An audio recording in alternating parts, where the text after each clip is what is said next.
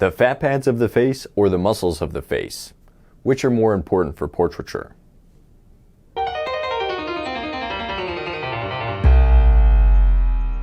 First, let me get this out of the way.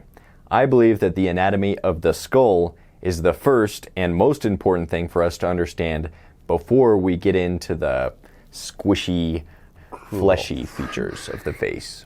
The skull is the solid foundation that we build the fleshy features on top of. And once you have an understanding of the skull, then we can move on and get an understanding of the other anatomical forms. With that out of the way, let's consider the muscles of the face. If you've looked into the anatomy of the facial muscles at all, then you quickly realize just how many muscles there are and how complicated this part of the anatomy of the face is. I mean, just look at the bucolabial group of muscles that surround the mouth.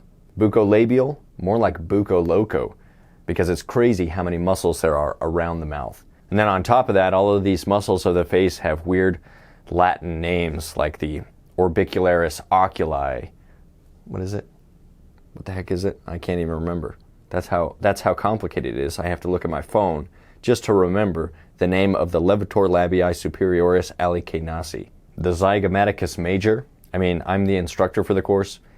I don't even know if I'm saying these right. That's how complicated they are. So there are a lot of muscles that make this magic happen. This magic that you're witnessing right now.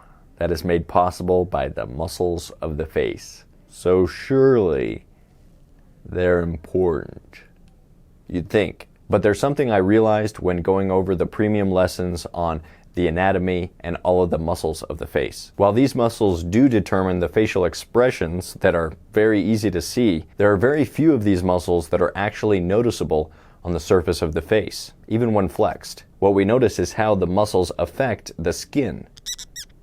Some of the muscles that you might see on some models are the masseter and the temporalis, muscle right here. But other than that, most of the muscles of the face are only noticeable in the way that they move the skin of the face during expression. And then even during facial expressions, you don't see these muscles flex in the same way that you might see the bicep flex. This is because the facial muscles are attached to fleshy features in the face, especially the muscles that are used in facial expressions. And so because it's not a bone-to-bone attachment, you don't need as much muscle mass to move those features. In fact, those muscles that I mentioned that you might see, those of the masseter and the temporalis, those are the muscles of the face that actually do go from bone to bone. They go from the skull to the jawbone, or the mandible, and they're involved in chewing. So these muscles have a little bit more mass to them. Many of the fat pads of the face, on the other hand, are almost always visible, even if they're subtle. And yet, as an artist, I haven't found as many lessons that focus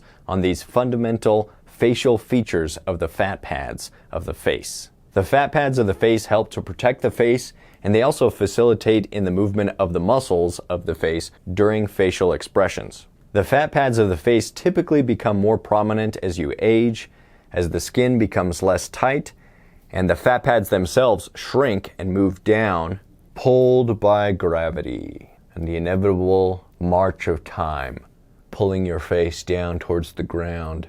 As you age, it's coming for all of us. This makes the separation between the fat pads more prominent and more obvious, and creates wrinkles and valleys in between the fat pads. But even in young people that have less fat in their face, these fat pads are still noticeable, and they contribute to the fleshy forms of the face far more than the muscles do. Once I became aware of these fat pads, I started to notice them in everyone around me. Everybody's face just all of a sudden turned into just fat pads. I've especially noticed the impact of these fat pads when it comes to the faces of babies. Cute, squishy babies. These squishy babies are just made up of fat pads. For example, the eyes of babies are extremely influenced by the superior and inferior orbital fat pads, the fat pads of the eye socket. And even with the soft, tight skin of babies, you can often see the transition between the fat pads very softly on the cheeks. Probably the most noticeable fat pads are usually the nasolabial fat pad, this fat pad right here that contributes to the nasolabial crease, this crease. So the nasolabial fat pad is up here, starts just above the nostrils, ends just above the corners of the mouth on the outside of the nodes of the mouth. In addition, the fat pads of the face seem to have names that tend to be a little bit easier to remember. For example, the middle cheek fat pad is the fat pad that's in the middle of the cheek. That makes sense to me. Middle cheek fat pad, oh, it's in the middle of the cheek. None of this Latin. There's probably a Latin name for it. In the premium lesson on the muscles of the face, we went over 23 muscles. 23 different muscles. But in the lesson of the fat pads, there's only 13. I guess that's still a lot. So after considering both of these anatomical forms, the anatomy of the muscles and the anatomy of the fat pads, I have determined that the fat pads are actually more important to understand for portraiture. So while the muscles of the face are twice as numerous and twice as complicated, I feel that they're only half as important as the fat pads of the face when it comes to drawing, painting, or sculpting, especially sculpting, the portrait. Let it be decreed. Andrew Joseph Keith has spoken. It's settled. Fortunately for you, you don't have to choose between learning about the muscles of the face or the fat pads of the face, because in the premium course, we're going to be going over both in depth. So I guess this video was really unnecessary. If you'd really like to master the portrait, sign up for the premium course.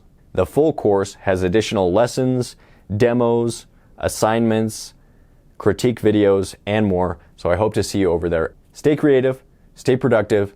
I'll see you in the next video.